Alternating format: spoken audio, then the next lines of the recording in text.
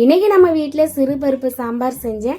இந்த சாம்பார் செய்ய ரொம்ப ஈஸி, சாப்பிட செம்ம ருசி. நான் ஏற்கனவே சொல்லியிருக்கேன் 1ஆம் நம்பர் சோம்பேறி, ஆனால் நல்ல சோம்பேறி. ஏன்னா ஒரு குழம்பு செஞ்சாலும் உருப்படியாக இருக்கணும்னு நினப்பேன்.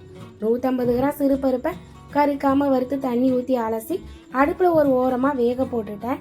இன்னொரு பக்கம் கடாயை வச்சு எண்ணெய் ஊற்றி எண்ணெய் காஞ்சது கடுகு சீரகம் போட்டு நல்லா பொரிய விட்டேன். ஒரு இனுக்கு கருவேப்பிலை, ஒரு மிளகாய், ஒரு பெரிய வெங்காயம், ஒரு பெரிய தக்காளி பழம் வெட்டி எண்ணெயில் நல்லா வதக்கிக்கிட்டேன்.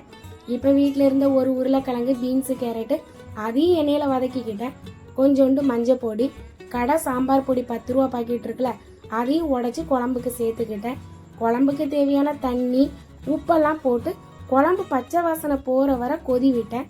இன்னொரு பக்கம் சிறுபருப்பு நல்லா வெந்துட்டு இப்போ அதை தூக்கி குழம்புல ஊற்றி இன்னும் ஒரு கொதி விட்டேன். மணத்துக்கு கடைசியாக காயப்பொடி, கொத்தமல்லி தலையை தூவி உங்களுக்கு விருப்பப்பட்டால் தேங்காய் பூ, நெய்யெல்லாம் சேர்த்துக்கோங்க. இந்த சாம்பார் இட்லி, தோசை, பொங்கலுக்கு அருமையாக இருக்கும். நீங்கள் செஞ்சு பார்த்துட்டு கமெண்டில் எப்படி இருக்குன்னு சொல்லுங்கள். நம்ம வீடியோ பிடிச்சுன்னா மறக்காமல் லைக் கொடுங்க.